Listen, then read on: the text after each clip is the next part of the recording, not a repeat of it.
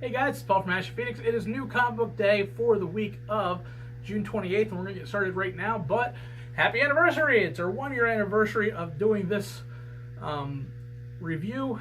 We really appreciate everybody that's been coming out and watching our show, watching this little dopey thing that me and Tim do a lot.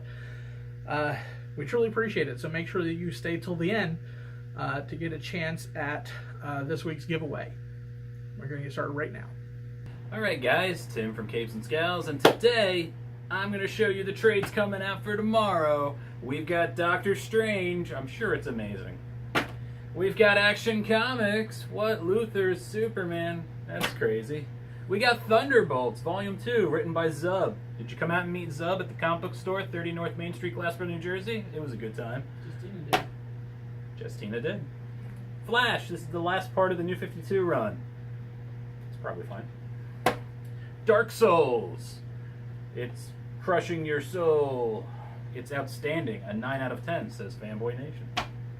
Thanos. He's a big deal. Terms and Conditions by Drawn and Quarterly. I don't know anything about it. I know Drawn and Quarterly's good books, and I thumbed through it and it looks pretty amazing. Cave Carson has a cybernetic eye. If you've been watching our reviews, you know I like this book, and I'm buying this, so you should too. Exo Man-O-War. We've been enjoying Exo Man-O-War. The first trade is out. We've got Batman Beyond, Volume 1. If you love Batman Beyond, this is probably just as good. Might not be as good. And then we have Dark Knight 3 Special Edition, Master Race Collector Edition, Box of Doom. It's a big empty box. It's got Volume 9. If you were buying these collected editions that came out, they're just like a really thick volume of an issue. This looks really sweet. Yeah, so this is a thing you can have. First up, issue number 21 of Wayward. Wayward is back. I hate when my comics go on hiatus, but I love when they're back. Wayward picks up back in Japan, where the team is still putting itself together and running through the paces and trying to get everything going, whereas all the forces that are fighting against them have now consolidated all their power and are coming at them hard with the backing of the government.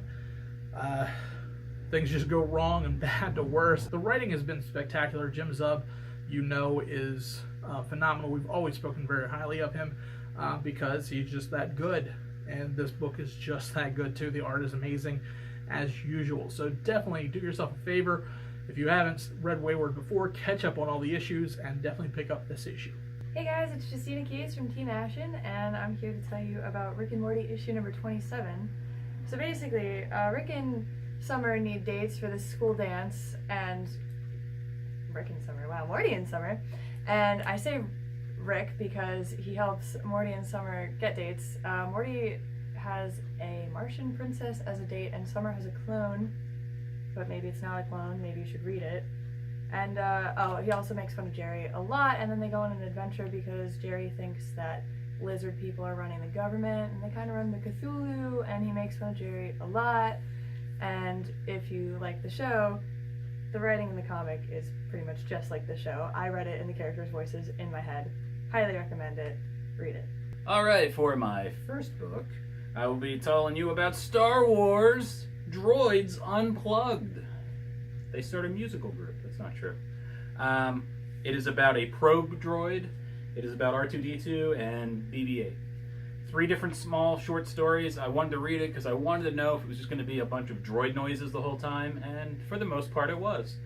All the stories were kind of different from each other. They were all kind of silly and fun, and it's a lighthearted Star Wars comic, and I enjoyed it. The probe droid I didn't expect would ever get a story, so that was particularly fun. And it's just a good time. So if you like one-shot, nice little Star Wars, this is you. All right, there's no rave this week, as you can see, because it's a bonus episode. Myself is here, Tim is here, Justina's here, and things like that. So I'm going to use my light week on stuff. Ugh. If you've been keeping count, for the last 3 weeks, if you can include this week and the last 2 weeks before that, you're looking at 16 issues of either tie-ins or Secret Empire stuff. Dude, it's getting too much. Marvel has lost their mind as far as everything goes. And it bothers me with a lot of these issues because we're already 5 issues deep into Secret Empire. And some of these new tie-ins are picking up right at the beginning of how things are going on. And it seems like it's 5 months too late. It's like it's almost flashback issues, but they're not. I don't know whether they're running on different timelines or whatever, but it's very jarring when you're dealing with like Spider-Man picking up with his issue and dealing with things happening before the Dark Force dimension opens up in New York, and all of these little things that are going on. The only thing that's somewhat current is Captain Marvel. Occupy Avengers is the same thing. We're dealing with Hawkeye stuff way before the occupation really even happens. And then Secret Empire's 5, which is everyone searching for the Cosmic Cube so that way they can fix Captain America.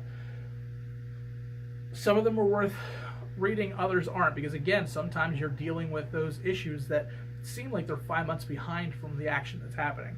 So that makes things more annoying when you have to buy so many to keep up on what's going on.